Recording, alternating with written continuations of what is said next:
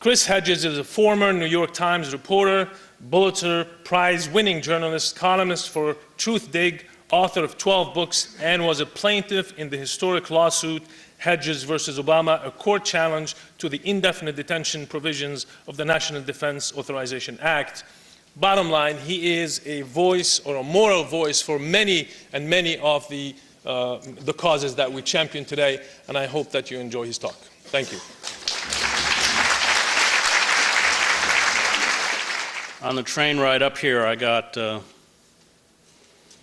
email from the lawyers who are handling our suit against Section 1021 of the National Defense Authorization Act.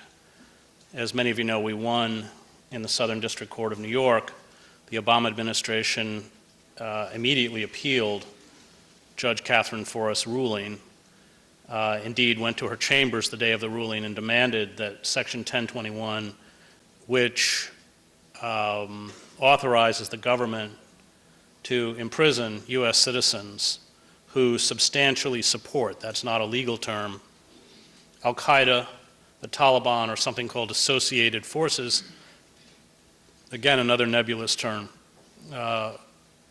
in military facilities, strip them of due process and hold them there in the language of that section until the end of hostilities, which in an age of permanent war is probably a lifetime.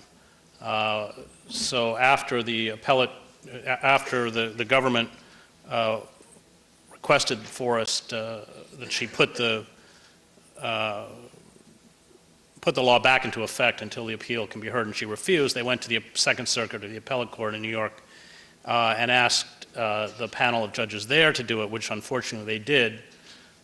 We lost that case. Judge Forrest's ruling was overturned. It was overturned not because they ruled on the merits of the law, but because they ruled that I and the other plaintiffs didn't have standing. We didn't have a right to bring the case. And the way they did that was very sleazy. They waited until I was also a plaintiff in Clapper versus Amnesty International on the FISA Amendment Act on the warrantless wiretapping, and before the Supreme Court, the government argued that we had no standing as plaintiffs because our charge that we were being monitored by the government was pure speculation. Those are their terms, which we now know to be a lie. And the court bought it. So when the Supreme Court issued their ruling, then the Second Circuit said, look, well, Hedges doesn't have standing in Clapper versus Amnesty International, therefore he doesn't have standing in Hedges versus Obama. So what's interesting is that when we filed our cert, or our petition to the Supreme Court, the government decided to respond to the petition. And they would not respond unless they felt that they were in some danger of actually having the court take the case. And that is what I haven't read yet. I downloaded it in the hallway. But I will read the government's response, then we can respond, and then the court will make a decision. If the Supreme Court does not take the case, then of course, unfortunately, it's law. A small, secret surveillance committee of goons and thugs hiding behind the mask of patriotism was established in 1908 in Washington, D.C. J. Edgar Hoover led the group from 1924 until 1972, and during his reign, it became known as the Federal Bureau of Investigation.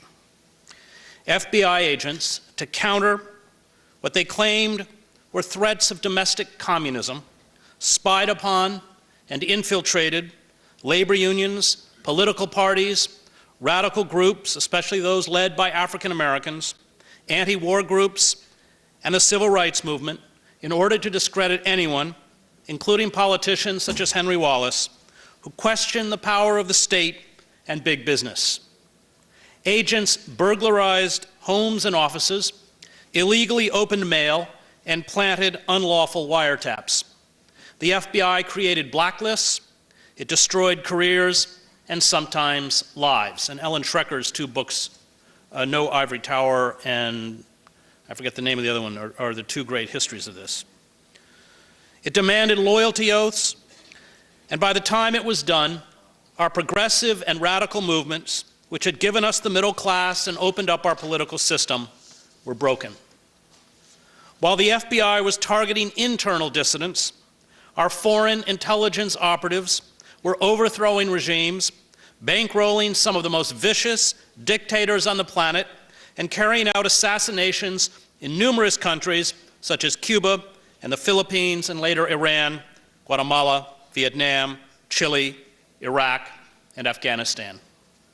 Throughout American history, intelligence services have primarily advanced and protected the profits of corporations and solidified state repression and furthered imperialist expansion. The psychosis of permanent war, the ceaseless search for internal and external enemies, the manufacturing of fear, has long been the excuse to curtail basic liberties and crush popular movements. These forces need to create a climate of constant conflict, of endless war, to keep us cowed and submissive. Inter arma silent leges, as Cicero said, or during war, the laws are silent. In the Civil War, during which the North and the South suspended the writ of habeas corpus, and up to 750,000 soldiers died in the slaughter, Union intelligence worked alongside Northern war profiteers who sold cardboard shoes to the Army as the spy services went about the business of ruthlessly hunting down deserters.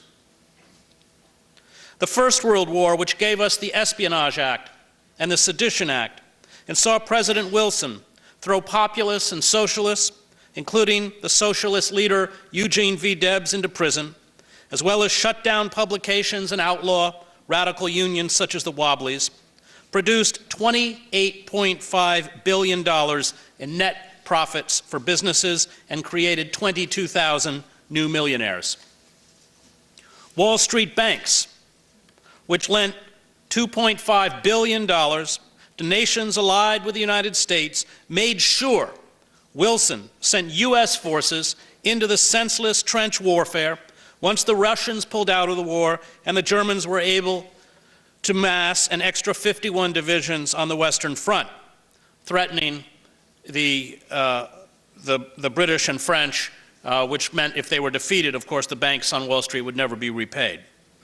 World War II, which consumed more than 50 million lives and saw 110,000 Japanese Americans hauled away to internment camps, and atomic bombs dropped on defenseless civilians, doubled wartime corporate profits from the First World War. With so much money to be made from war, why disarm? And the rise of the Iron Curtain and nuclear weapons provided the justification by big business to sustain a massive arms industry, for a huge expansion of our surveillance capabilities, and for more draconian assaults against populace, workers, and radicals. The production of weapons became about profits, not logic or defense. We would go on to produce more than 70,000 nuclear warheads at a cost of $55 trillion, enough nuclear weapons to obliterate every Soviet city several times over. And in the early days of the Cold War, with Hoover and Joe McCarthy and his henchmen blacklisting anyone with a conscience in government, the arts, journalism, labor unions, or education, President Harry S. Truman created the National Security Agency, or NSA. Throughout this evolution, Americans were steadily shorn of their most basic constitutional rights and their traditions of limited government. U.S. intelligence agencies were always anchored in a system of secrecy, with little effective oversight from either elected officials or ordinary citizens. Meanwhile, totalitarian states, such as East Germany, offered a sterling example of what our corporate masters could achieve, with pervasive, unchecked surveillance that turned citizens into informers and persecuted people for what they said in the privacy of their own homes. The NSA has now perfected this system of mass surveillance, the one pioneered by its architects in states such as East Germany. In the 1960s, the US government used the FBI to spy on civil rights leaders, the Black Panthers, the American Indian movement, critics of the Vietnam War. Just as today it spies on Muslims, Occupy activists, environmentalists, whistleblowers, journalists, and dissidents. When the FBI's covert dirty tricks programs known as COINTELPRO was exposed in the 1970s by activists who broke into an FBI office, stole files, and made them available to the press,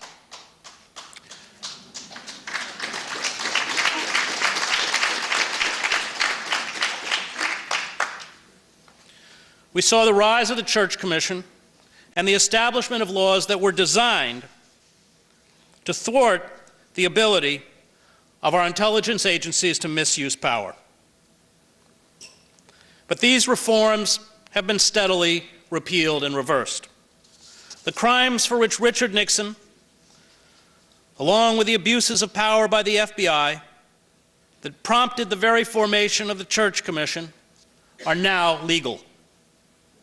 Our liberty has been sacrificed on the altar of national security. To obtain your personal information, the FBI can now freely issue national security letters to your bank, your doctor, your employer, your public library, or any of your associates without a judicial warrant, and you will never be notified of an investigation. It can collect and store in perpetuity all your metadata of your email correspondence and phone records and track your geographical movements everywhere. It can assassinate US citizens if it brands this citizen to be a terrorist. It can order the military under Section 1021, as I mentioned, to arrest you, strip you of due process, and hold you indefinitely in military detention facilities, including in our offshore penal colonies.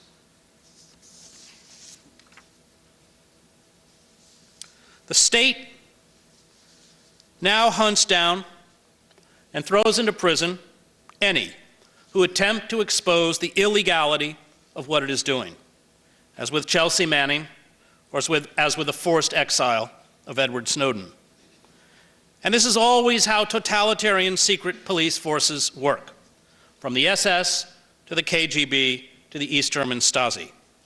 Dissent is criminalized, truth is hidden. And of course, like these older security services, ours engages in torture. The fall of the Soviet Union left America without a competing superpower. This threatened to delegitimize the state's massive spending on war and state security, now more than 50% of our budget. But a tiny group of Islamic radicals who never posed an existential threat to our country emerged to take the place of the old communist bloc. The politics of fear, the psychosis of permanent war, were continued with only minor adjustments to the language and iconography. The illegal and disastrous occupations of Iraq and Afghanistan, along with our indiscriminate bombing through drones of countries such as Pakistan and Somalia, coupled with the war crimes that Israel is carrying out with our assistance against the Palestinian people, are driving many in the Muslim world into the arms of these militant groups. The United States has become perhaps the most hated nation on earth. At the same time, globalization, the corporate policy of creating a worldwide neo-feudalism of masters and serfs, means there is a growing need on the part of the oligarchic elite to spy on the masses at home and abroad, to prevent unrest and revolt. After all, if you are a worker, things are only going to get worse. These intelligence services exist not only to protect the corporate state, but to spy on corporate competitors of American companies, including the Brazilian oil giant Petrobras, as well as competing corporations in Germany and France. This system of mass surveillance voraciously steals information from the leaders of countries, including our allies, such as German Chancellor Angela Merkel, whose personal cell phone the NSA tapped. The NSA spied on UN Secretary General Ban Ki-moon. It spied on Pope Francis and the conclave of Catholic cardinals that elected him last year. It carried out a major eavesdropping effort focused on the United Nations Climate Change Conference in Bali in 2007, and NSA officials, meanwhile, bugged their ex-lovers, their wives, and their girlfriends. And all this data is stored in perpetuity in government computers. The legal system, like our legislative system, has collapsed. It has made lawful everything from indefinite detention to torture to wholesale surveillance. Where are our judges? Where are our deans of our law schools? Where are our law professors? Where are the some 1 million lawyers? Why do they refuse to defend the Constitution? They have rather become valued partners, along with a bankrupt press, in the campaign to eradicate our most basic civil liberties. And let us not forget that the assault on our civil liberties has been far more egregious under Barack Obama than under George W. Bush.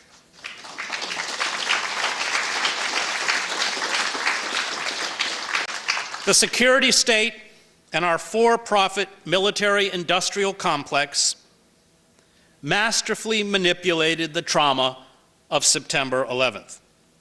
These forces used the attacks as an excuse to increase the massive pilfering of taxpayer dollars, especially by the Department of Homeland Security, which has a public budget of $98.8 billion. The truth, however, is that the system of internal security is so vast and so secret, no one in the public has any idea how large our programs are or how much we spend.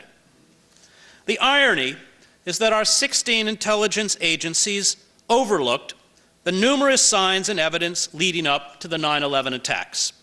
They failed, just as they did when they were unable to anticipate the fall of the Shah of Iran or the collapse of the Soviet Union, or when they told us that Saddam Hussein had weapons of mass destruction. But there is a rule in Washington: never reform failed bureaucracies. Never hold government officials accountable.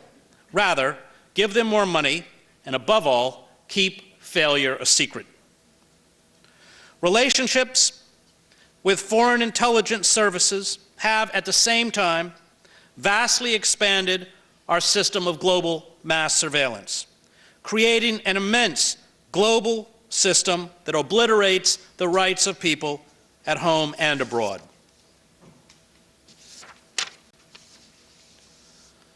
Now, I'm aware that the President has recently promised new reforms. But I ask you, how many times does Barack Obama have to lie to you before you get it? Look at his review group on intelligence and communications technologies, set up ostensibly to make recommendations for reform. The very same intelligence chiefs that have carried out these abuses led and directed the group. Or look at the request by the German Chancellor that we stop spying on her and her citizens. The US government rebuffed her request. It sent a message to her that we should all heed. And this message is, it will continue to do whatever it wants. The corporate state has no intention of giving up the most effective and pervasive system of mass surveillance in human history. And all vaunted reform will be empty and cosmetic. The NSA and other intelligence agencies have become our nation's voyeurs and peeping toms. They read our electronic bank and medical records. They know what our kids post on Facebook or Instagram. They have all of our emails and text messages. They track our movements through the GPS on our cell phones, and they are not alone. Corporations also track our online searches, what we buy, and then analyze and store that data to use it for commercial purposes. We cannot trust those who hold this power and profit from it to reform themselves. History has too many examples of such naive trust being breached. Only an independent judiciary can constrain those in power, and that is why Congress and our courts have been emasculated. That is why our judiciary has rewritten laws, from the NDAA to the FISA Amendment Act, to strip us of legal protection. The very courts and legal system designed to protect us have been turned against us. The irony is that Barack Obama would not even be president if it were not for the courage of persecuted dissidents such as Martin Luther King or Malcolm X, spied upon by their own government. But Obama understands where power lies. It does not lie with a citizen. It lies with Wall Street and our corporate boardrooms, which have carried out a slow-motion coup d'etat. And the system of mass surveillance is designed to keep these elites in these boardrooms powerful and the rest of us powerless. As a presidential candidate in 2008, Obama promised to, quote, reject the use of national security letters to spy on citizens who are not suspected of a crime. He promised to close our detention center in Guantanamo Bay. He said he would revisit the Patriot Act. He assured us he would overturn unconstitutional executive decisions issued by the Bush administration. He promised to shut down our black sites. He promised to end extraordinary rendition. He promised transparency and reform. We got none of this. What we got were more untruths, such as last summer, when the president told us that the NSA cannot target your emails. That's a quote. And that all our surveillance systems were subject to the full control of Congress. In fact, Obama, along with our Congress and our highest courts, have together eradicated the Fourth Amendment, which once protected us from government intrusion into our persons, homes, papers, and effects. Everything he and other government officials promised to do or told us about domestic internal surveillance has turned out, we now know, to be a lie. Totalitarian systems, and we live under a species of corporate totalitarianism, operate under a perverted logic. Secret police in these systems gather information not to solve crimes, as Hannah Arendt pointed out, but to be on hand when the government decides to arrest a certain category of the population. It needs all our emails, phone conversations, web searches, and geographical movements for evidence, should it decide one day to seize us. And there are no exemptions for members of Congress, as Senator Bernie Sanders and Senator Dianne Feinstein have just found out. If you think you are innocent or that you have nothing to hide, you do not understand what is happening. Justice, like truth in these systems, is not relevant. Ask Chelsea Manning, Julian Assange, or Edward Snowden, along with whistleblowers like Thomas Drake, where justice and truth got them. And one of the main tasks of any security service is blackmail, a tactic the FBI used to get Martin Luther King to try and commit suicide. If you have any dirt, the state wants to know about it, and they will use it against you if you refuse to be obedient. Now, the effects of declining and stagnant incomes for working men and women, the massive debt peonage that keeps people, especially students, trapped, the slashing of government assistance programs, the chronic long-term unemployment and underemployment, the effects of climate change will eventually trigger volatile unrest. The state is ready. Totalitarianism no longer comes in the form of communism or fascism. It comes now from corporations. And these corporations fear those who think and write, those who speak out and form relationships freely. Individual freedom impedes their power and their profits. Our democracy, as Snowden, I think, has revealed, has become a fiction.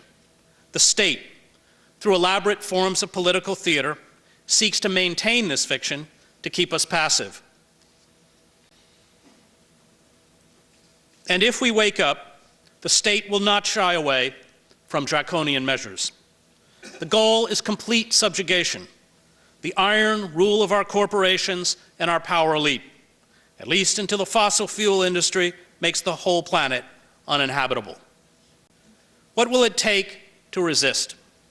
How will we dismantle the power of the corporate state as long as it has a pervasive security and surveillance apparatus? Our only hope will come through rebellion, through building mass movements that threaten established centers of power. This rebellion will require from us not only physical courage, but finally moral courage. I spent 20 years as a war correspondent. I have seen physical courage. But this kind of courage is not the same as moral courage. Very few of even the bravest warriors have moral courage. For moral courage means to defy the crowd, to stand up as a solitary individual, to shun the intoxicating embrace of comradeship, and to be disobedient to authority, even at the risk of your life, for a higher principle. And with moral courage comes persecution. The American Army pilot, Hugh Thompson, had moral courage. He landed his helicopter between a platoon of US soldiers and 10 terrified Vietnamese civilians during the My Lai massacre. He ordered his gunner to fire his M60 machine gun on the advancing US soldiers if they began to shoot the villagers. And for this act of moral courage, Thompson, like Snowden, was hounded and reviled. Moral courage always looks like this. It is always defined by the state as treason. The Army attempted to cover up the massacre and court-martial Thompson. It is the courage to act and speak the truth. Thompson had it, Daniel Ellsberg had it, Malcolm X had it, Martin Luther King had it. What those in authority once said about them, they say today about Snowden. My country, right or wrong, is the immoral equivalent of my mother, drunk or sober, G.K. Chesterton reminded us. So let me end today by speaking to you about those drunk with the power to sweep up all your email correspondence, your tweets, your web searches, your phone records, your file transfers, your live chats, your financial data, your medical data, your criminal and civil court records, and your movements. Those who are awash in billions upon billions of taxpayer dollars, those who have banks of sophisticated computer systems, along with biosensors, scanners, face recognition technologies, and miniature drones, those who have obliterated your anonymity, your privacy, and yes, your liberty. There is no free press without the ability of reporters to protect the confidentiality of those who have the moral courage to make public the abuse of power. Those few individuals inside government who have dared to speak out against the system of mass surveillance have been charged as spies under the Espionage Act or hounded into exile. An omnipresent surveillance state, and I covered the East German Stasi state as a reporter, creates a climate of paranoia and fear. It makes democratic dissent impossible. Any state that has the ability to inflict full spectrum dominance on its citizens is not a free state. It does not matter if it does not use this capacity today. It will use it, history has shown, should it feel threatened or seek greater control. The relationship between those who are constantly watched and tracked and those who watch and track them is the relationship between masters and slaves. And those who wield this unchecked power become delusional. General Keith Alexander, the director of the National Security Agency, hired a Hollywood set designer to turn his command center at Fort Meade into a replica of the bridge of the Starship Enterprise so he could sit in the captain's chair and pretend he was Jean-Luc Picard. James Clapper, the director of national intelligence, had the audacity to lie under oath to Congress. This spectacle was a rare glimpse into the absurdist theater that now characterizes American political life. A Congressional Oversight Committee holds public hearings. It is lied to. It knows it is being lied to. The person who lies knows the committee members know he is lying, and the committee, to protect their security clearances, says and does nothing. I was, as I mentioned, a plaintiff before the Supreme Court in Clapper versus Amnesty International, which challenged the FISA Amendment Acts of 2008. These acts authorize surveillance without a showing or probable cause that a targeted person is an agent of a foreign power. The court, as I mentioned earlier, dismissed our lawsuit because it said that the idea we were targets of surveillance was based on speculation. This Supreme Court ruling was then used, as I mentioned, to support the Obama administration's appeal of our successful challenge to Section 1021 of the National Defense Authorization Act. Now, the government, in both of these cases, never attempted to defend the surveillance and detention programs as constitutional. What they did, rather, was to say that I and the other plaintiffs had no right to bring the case to court, and these courts agreed. The Fourth Amendment, which limits the state's ability to search and seize to a specific place, time, and event approved by a magistrate, is impossible to square against the arbitrary search and seizure of all our personal communications. And even former Vice President Al Gore has said correctly that Snowden disclosed evidence of crimes against the United States Constitution. We who have been fighting against mass surveillance for years have made no headway by appealing to the traditional centers of power. It was only after Snowden stole and leaked documents that disclosed crimes committed by the state that any genuine public debate began. Elected officials, for the first time, suddenly promised reform.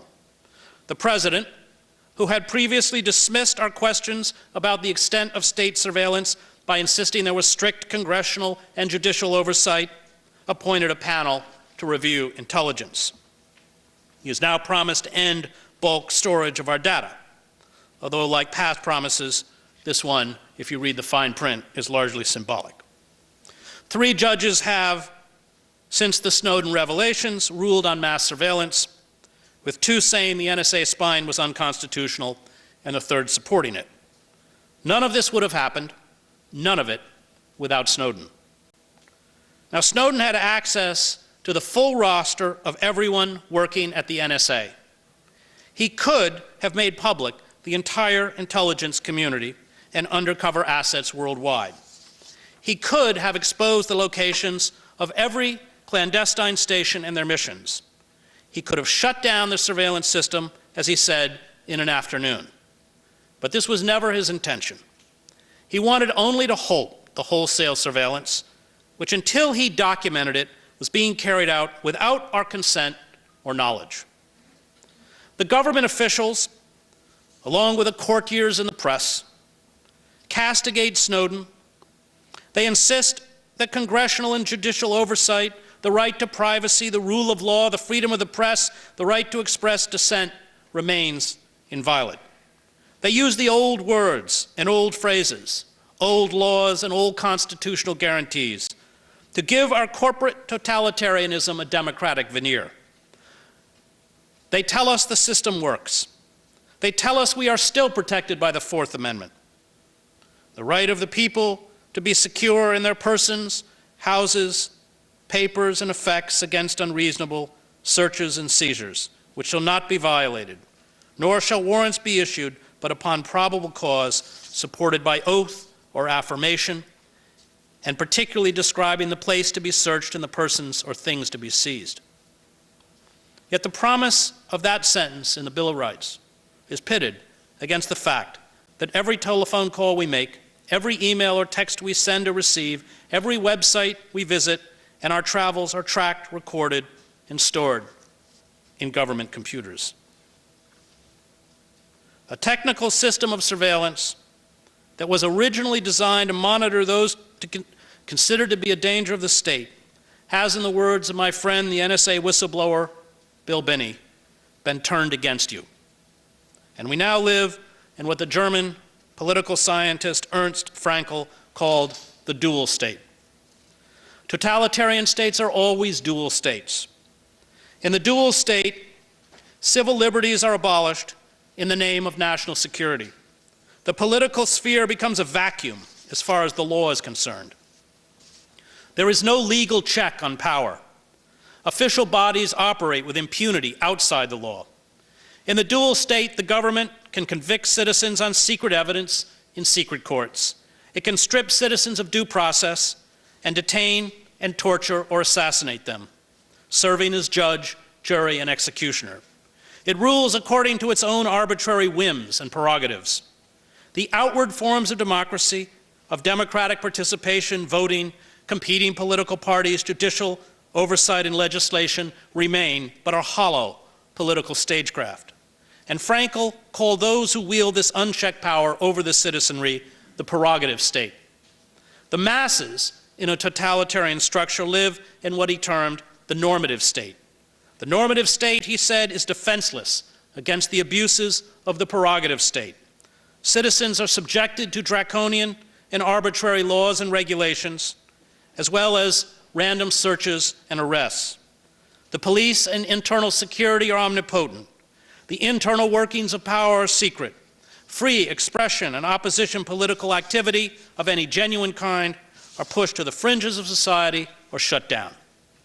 And all those who challenge the abuses of power by the prerogative state, like Snowden, who expose the crimes carried out by government, are turned into criminals. Totalitarian states always invert the moral order. It is the wicked that rule, and it is the just that are damned. Now, Snowden, we are told, could have reformed from the inside. He could have gone to his superiors, or Congress, or the courts. But Snowden has numerous examples, including the persecution of Thomas Drake, who originally tried to go through proper channels, to remind him that working within the system is fatal.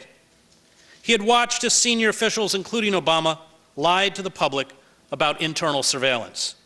He knew that the president was dishonest when, for example, he assured Americans that the Foreign Intelligence Surveillance Court, which meets in secret and hears only from the government, is transparent. He knew that the president's statement that Congress was overseeing the entire program was false. He knew that everything the Director of National Intelligence, James Clapper, told the press, the Congress, and the public about the surveillance of Americans was untrue. And he knew that if this information were to be made available to the public, he would have to do it through a few independent journalists whose integrity he could trust. This deadly impasse, the tightening of the corporate totalitarian noose, would have continued if Snowden had not jolted the nation awake by disclosing the massive crimes of the prerogative state. Snowden's revelations triggered for the first time a genuine public debate about mass surveillance. Since the disclosures, we have had 3 judges, as I mentioned, rule. A presidential panel has established, and some members of Congress, although this was the body that authorized the Patriot Act and Section 215, which ostensibly permitted wholesale surveillance, have expressed dismay at the extent of the NSA's activities and the weakness of its promised reforms. I do not trust the system to reform itself. But before Snowden, we had nothing. Snowden's revelations made us conscious.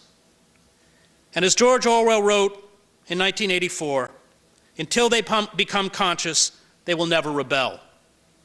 Societies such as ours, that once had democratic traditions or periods when relative openness was possible, are often the most easily seduced into totalitarian systems, because those who rule and build totalitarian structures continue to pay outward fealty to the ideals, practices, and forms of the old system.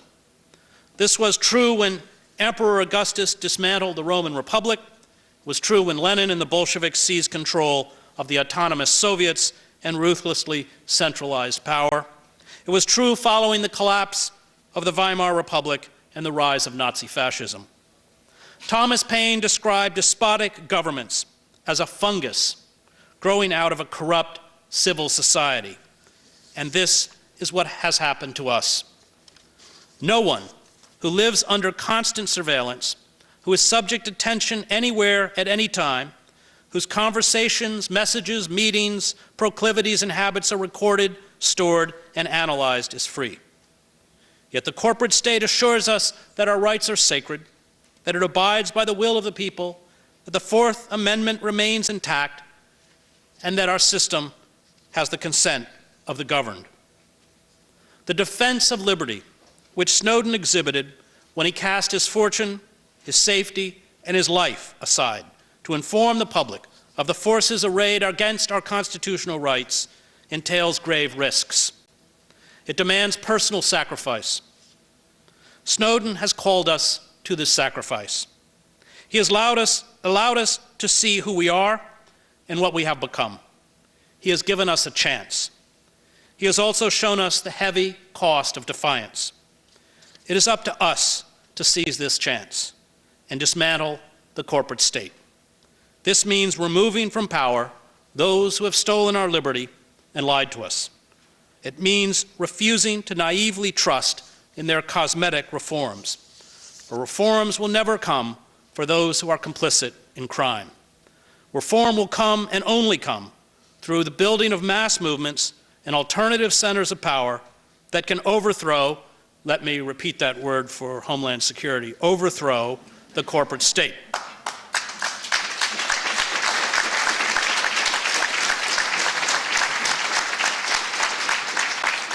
If we fail to sever these chains, we will become like many who did not rise up in time to save their civil society's human chattel. This means we too must defy the law and engage in civil disobedience. There is no other way for the truth to be told, and there is no other way for justice to be recovered. Do not be fooled by those in power. They will not save us. We can only save ourselves. We are the people we have been waiting for. We must find, like Snowden, the moral and physical courage to tear down the structures that enslave us. Appealing or trusting to these structures is a waste of time. And all those who insist that we be patient, that we trust the system to reform itself, offer an argument that is as cogent as the one made by the March Hare during the Mad Tea Party in Alice in Wonderland. "Have some wine," the March Hare said in an encouraging tone. Alice looked all around the table, but there was nothing on it but tea. "I don't see any wine," she remarked. "There isn't any," said the March Hare. Thank you.